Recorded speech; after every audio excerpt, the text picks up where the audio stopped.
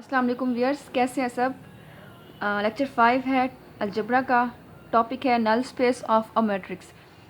Null space of a matrix पढ़ने से पहले ज़रा एक दफ़ा देख लेते हैं again subsets and subspaces of R N. Previous lecture में हमने डिफरेंट एग्जांपल्स की थी और उनको हमने शो किया था कि वो सबसेट बना रही थी, सब स्पेस बना रही थी। उनमें से कुछ सब स्पेस बना रही थी और कुछ नहीं बना रही थी। ठीक है, उनको थोड़ा सा रिवाइज कर लेते हैं आज। Consider linear system of equation A x is equal to B. ठीक है, where A is M by N matrix. ठीक है ना। इस सिस्टम के हमारे पास 3 स्पेशल केसेस हैं और उनके लिए 3 डिफरेंट टाइप ऑफ सॉल्यूशन है। ठीक है ना। देखें, फर्स्ट ऑफ ऑल है नॉन, अगर हमारे पास नॉन होमोजीनियस सिस्टम हो A x is equal to b, then उस सूरत में सोल्यूशन सेट क्या होगा एक्स। ठीक है ना। The solution set will be x such that ax is equal to b for all subset of R N. ठीक है ना। और सेकंड केस है होमोजीनियस सिस्टम। ठीक है, ये होमोजीनियस सिस्टम जहाँ पर b की जगह पर यहाँ पर ज़ीरो वेक्टर आ जाएगा। ठीक है, the null set x such that ax is equal to zero which is subset of r raise to power n। ठीक है ना। सबसेट है कौन, x है सबसेट। ठीक है, यहाँ पर भी x, सो जो सोल्यूशन सेट होगा ना, ठीक है, इस सिस्टम का वो सबसेट है आर एन का। उसके बाद एक column set C such that A x equal to B is solvable subset of R raise to power m R M. ठीक है, देखिए थ्योरम 1 है the solution set S of the linear system A x equal to B is in general not a सब space of R N. वही वाले जो cases हमने ऊपर देखे हैं ना, ठीक है, उनको अब शो करना है कि चेक करना है कि क्या ये सब स्पेस है या नहीं। ऑलरेडी एग्जांपल में कर चुके हैं, हमने पहले भी इसकी एग्जांपल की थी।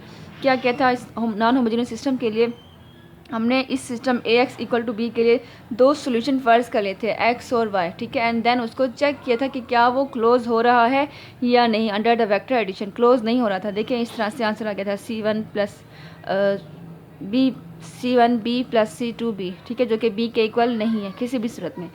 ठीक है ना। तो इस तरह का हमारे पास आंसर आ गया था। तो इसका मतलब क्या हुआ, इसका मतलब यह है कि ये क्लोज नहीं है अंडर वेक्टर एडिशन। तो यहाँ पर शो हो गया था कि ये जो A x equal to b system है, ठीक है, जो इसका सेट ऑफ सोल्यूशन होगा ना, ठीक है, वो सब स्पेस नहीं बना रहा। ठीक है, same for solution set of the homogeneous linear system A x equal to zero. ठीक है, उसको भी चेक कर लेते कि क्या ये भी सब स्पेस है या नहीं। ये भी मैंने आपसे कहा था कि आप लोग खुद कीजिएगा। ठीक है ना। इसके लिए भी आपने सेम करना होगा कि आपने इस इक्वेशन के आपने 2 सॉल्यूशन सेट फ़र्ज कर लेने होंगे। ठीक है, फ़र्ज कर लिया जैसे ए वाई एंड ए जी। ठीक है, ए वाई इक्वल टू ज़ीरो हो जाएगा, ए जी भी इक्वल टू ज़ीरो हो जाएगा। जाहिर सी बात, जब इसके सोल्यूशन होंगे तो इस इक्वेशन को लाजमी सेटिस्फाई करेंगे इस फॉर्म में। देन इसको आपने अगेन चेक करना होगा कि क्या ये क्लोज हो रहा है अंडर द वेक्टर एडिशन। इस तरह से इसको ऐड कर लेंगे, A of C1 Y plus C2Z is equal to zero. ठीक है, आप इसको बेशक अलग भी कर लें तब भी ये ज़ीरो ही होगा क्योंकि AY ज़ीरो है। ठीक है, चाहे उसके साथ कोई भी कांस्टेंट मल्टीप्लाई हो, ज़ीरो का ज़ीरो ही रहेगा, उस पर कोई फ़र्क नहीं पड़ेगा। तो यहाँ पर शो हो गया कि जो भी होमोजीनियस लीनियर सिस्टम होगा, ठीक है, उसका जो सोल्यूशन होगा, ठीक है, जितने भी उसके पॉसिबल सॉल्यूशंस आ रहे हैं, अगर आप उन पॉसिबल सॉल्यूशन को एज अ सेट कंसीडर करें, ठीक है, तो वो जो सॉल्यूशन का जो सेट बना है ना, वो सेट क्या बना रहा है, सब स्पेस बना रहा है। ठीक है, बेसिकली इस थ्योरम की स्टेटमेंट ये है। ठीक है ना। अच्छा, अब ये है कि जो भी हमारे पास जो भी ये होमोजीनियस सिस्टम ऑफ इक्वेशन था, ठीक है, हमने उसके सोल्यूशन निकाले, पॉसिबल सोल्यूशन को इनक्लोज किया है in the form of a set. अब उस सेट में बहुत सारे मेंबर्स हो सकते हैं, मे बी इसमें एक मेंबर हो, may be more than one हो। ठीक है ना, डिपेंड करता है मैट्रिक ए के ऊपर। ठीक है, अब जो होमोजीनियस सिस्टम का जो हमारे पास सोल्यूशन आया है, ठीक है, उस सोल्यूशन को अब हमने नाम क्या देना है, उस सोल्यूशन को अब हमने नाम देना है। ठीक है, वो नाम क्या है उसका, नल सेट। ठीक है, उसको बोलेंगे नल सेट। ठीक है, अगर वो, चूँकि अब हमने प्रूव किया है कि नल सेट जो है वो सब स्पेस है, ठीक है, तो उसको हम सब स्पेस नहीं बोलेंगे बल्कि उसको हम बोलेंगे नल स्पेस। ठीक है ना, इस तरह से उसको हम बोलेंगे नल स्पेस। अब यहाँ पर नल स्पेस की एक प्रॉपर डेफिनेशन दी जा रही है कि A be an M cross N matrix. ठीक है, एम बाई एन मैट्रिक का मतलब ये है कि ज़रूरी नहीं कि स्क्वायर मैट्रिक हो। ठीक है, रेक्टेंगल मैट्रिक भी हो सकता है। ठीक है, let A be M by N matrix with real entries, consider a homogeneous linear system of M equation in N unknowns. ठीक है ना, m by N matrix, m rows N columns. ठीक है, m रोज, जितनी रोज होंगी उतनी ही हमारे पास इक्वेशंस होंगी। ठीक है, और जितने कॉलम्स होंगे उतने ही हमारे पास अननोन वेक्टर्स होंगे। ठीक है ना, वेक्टर्स ही, सॉरी, अननोन वेरिएबल्स होंगे। ठीक है, A be M by N matrix, ठीक है, जिसमें हमारे पास m इक्वेशंस है, m नंबर ऑफ इक्वेशंस है and n number of unknowns है, ठीक है। चूँकि होमोजीनियस सिस्टम हमने लेना है ना, तो ax इज इक्वल टू 0, ठीक है। ax इज इक्वल टू 0 और x क्या है, x हमारे पास वही अननोन वेरिएबल्स हैं जिनका हमने सोल्यूशन निकालना है। x is equal to x1 x2 x3 so on xn और इसका ट्रांसपोज एक हमने रो मैट्रिक्स राइट कर दिया, ठीक है। अच्छा, उसके बाद देखिए अब the set n of A या null set of metric A of all solution of this system can be written as n of A is equal to x such that ax is equal to 0 where x belongs to Rn, ठीक है। We can show that the set n of a is close under addition and scalar multiplication. अगर आपके पास आ जाए कि show करें कि कोई भी होमोजेनियस लीनियर सिस्टम है, ठीक है, उसकी जो नल सेट है वो सब स्पेस है, देन आपने दोबारा से वही थ्योरम 2 जो है उसको रिवाइज कर देना होगा यहाँ पर, ठीक है। शो करना होगा कि वो क्लोज भी हो रहा है under addition and also close under scalar multiplication, ठीक है। नेक्स्ट देखें, तीन थ्योरम है, ठीक है। स्टेटमेंट वाइज इसको आप देख लीजिएगा, ऑब्जेक्टिव के लिहाज से इंपॉर्टेंट है। वैसे भी देखें, मैंने आपसे कहा था कि जो नल स्पेस था ना, ठीक है, उसमें हमारे पास रेक्टेंगल मैट्रिक होगा, ठीक है। कंपल्सरी नहीं कि रेक्टेंगल हो, ठीक है, स्क्वायर भी हो सकता है, डिपेंड करता है आपके सिस्टम ऑफ इक्वेशन के ऊपर, ठीक है ना। अगर यहाँ पर आपके पास एक स्पेशल केस है कि जहाँ पर आपके पास स्क्वायर मैट्रिक्स होगा। स्क्वायर मैट्रिक्स का मतलब क्या है, जितने हमारे पास नंबर ऑफ़ इक्वेशंस होंगे उतने ही नंबर ऑफ़ अननोन वेरिएबल्स होंगे, ठीक है। लाइक दिस, देखें ये एक मिनट, देखें ये हो गया हमारे पास homogeneous linear system of equation, ठीक है, वेयर नंबर ऑफ़ रोज़, ठीक है, नंबर ऑफ़ रोज़ कह दिया, नंबर ऑफ़ इक्वेशन इक्वल है नंबर ऑफ़ अननोन वेक्टर्स के, ठीक है, n बाय n मैट्रिक्स। और ये हो गया रेक्टेंगल केस, ठीक है, जो डेफिनेशन में है कि m बाय n मैट्रिक हो, मतलब कि m नंबर ऑफ़ रोज़ हो and n number of column. देखिए यहाँ पर एंड जो हो रहा है a m बाय n हो रहा है, ठीक है। जब जैसे ही हमारे पास यूँ हो जाएगा कि m is equal to n हो जाएगा, तो आपका जो रेक्टेंगल केस है वो क्या हो जाएगा, स्क्वायर केस में कन्वर्ट हो जाएगा। अब थ्योरम की स्टेटमेंट ये है कि let a be n by n square matrix then the following statements are equivalent. Statements है क्या, null space of A is equal to 0, ठीक है। जब भी आपको पता है ना कि जब भी हमारे पास स्क्वायर मैट्रिक होता है होमोजीनियस फॉर्म में, ठीक है, होमोजीनियस फॉर्म में स्क्वायर मैट्रिक होता है, देन उसका जो सोल्यूशन होता है वो ट्रिवियल सोल्यूशन होता है, ठीक है ना, 0 0 0, ठीक है। तो उस सूरत में नल सेट जो होगा उसमें सिर्फ एक वेक्टर होगा 0, ठीक है, और वो जो नल सेट है वो सब स्पेस होगा, ठीक है। नल स्पेस में भी सिर्फ एक वेक्टर होगा, 0 वेक्टर ओनली, ठीक है। और पहले भी पढ़ चुके हैं कि स्क्वायर मैट्रिक होमोजेनियस सिस्टम में स्क्वायर मैट्रिक जो होता है, ठीक है, वो नॉन सिंगुलर है, मतलब कि इन्वर्टिबल है, उसका इन्वर्स एग्जिस्ट करता है, ठीक है। अच्छा, उसके बाद ये है कि for each b belongs to R n the non homogeneous linear system A x equal to b has a unique solution x is equal to A inverse b. मतलब कि देखिए हमारे पास सोल्यूशन है A x is equal to 0। Statement ये कहती है कि अगर आप इस होमोजीनियस सिस्टम को अगर नॉन होमोजीनियस कर दें, मतलब कि 0 की जगह पर अगर यहाँ पर एक बी वेक्टर साइन कर दें, देन ये है कि चूँकि स्क्वायर मैट्रिक है ना, ठीक है, स्क्वायर मैट्रिक के लिए हमारे पास इस केस में एक यूनिक सोल्यूशन ही आता है, ठीक है। तो A x is equal to B के लिए, हर बी के लिए आपके पास एक फिक्स एक यूनिक एक्स की वैल्यू आ जाएगी, ठीक है।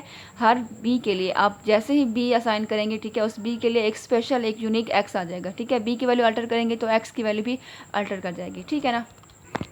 फर्दर देखिए, linear combination and Spain of a set of vectors. Linear combination of vectors है क्या, कंसिडर करें आपके पास सेट ऑफ वेक्टर्स हैं v1 v2 v3 so on vr, ठीक है, और कुछ स्केलर्स हैं k1 k2 k3 kr, ठीक है।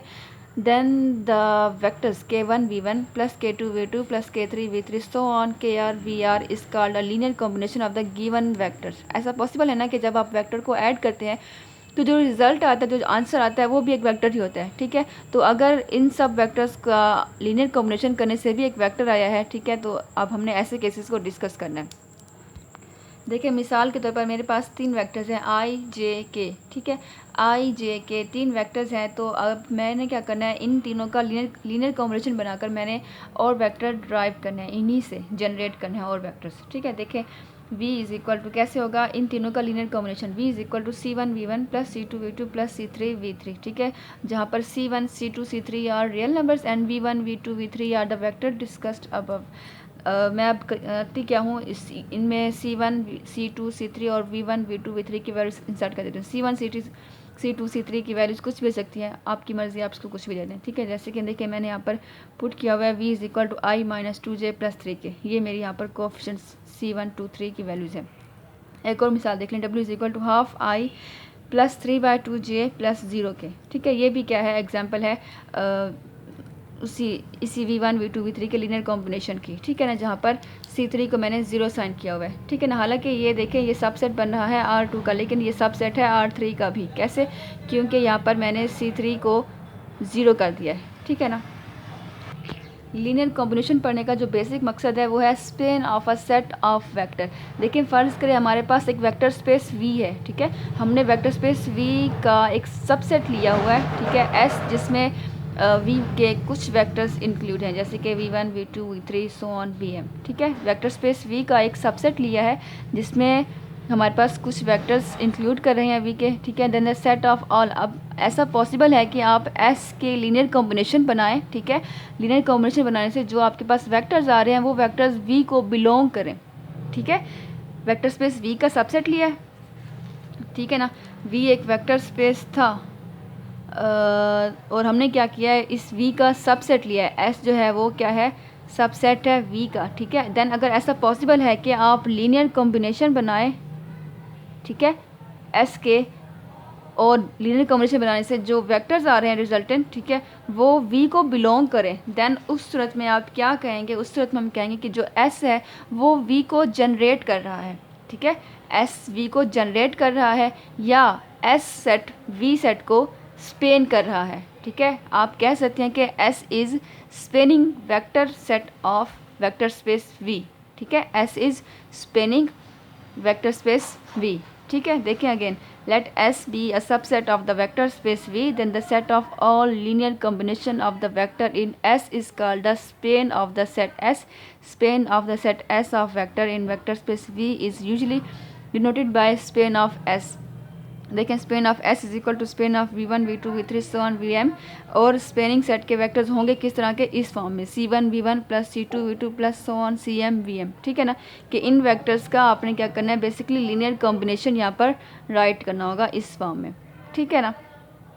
अच्छा, उसके बाद एक थ्योरम है, थ्योरम में शो करें कि Spain of a set S in a vector space V is a सब स्पेस ऑफ, ये बहुत ही ईजी है, इसको आप देख लीजिएगा। वहीं वाला काम कर रहे हैं कि उसको हम शो करें कि ये क्लोज है under vector addition and also close under scalar multiplication, ठीक है। इसको देख लीजिएगा, दो क्या कर रहे हैं यहाँ पर, दो वेक्टर्स, ठीक है, फ़र्ज़ कर रहे हैं। देखें V such that V is equal to summation CI इस तरह के दो वेक्टर्स सब फ़र्ज़ कर रहे हैं, W और W1 एंड W2। देन उनको क्या कर रहा है, ऐड करेगा। देखें W1 क्या बन रहा है, summation CI VI, and W2 क्या बनेगा, समीशन CI डैश VI।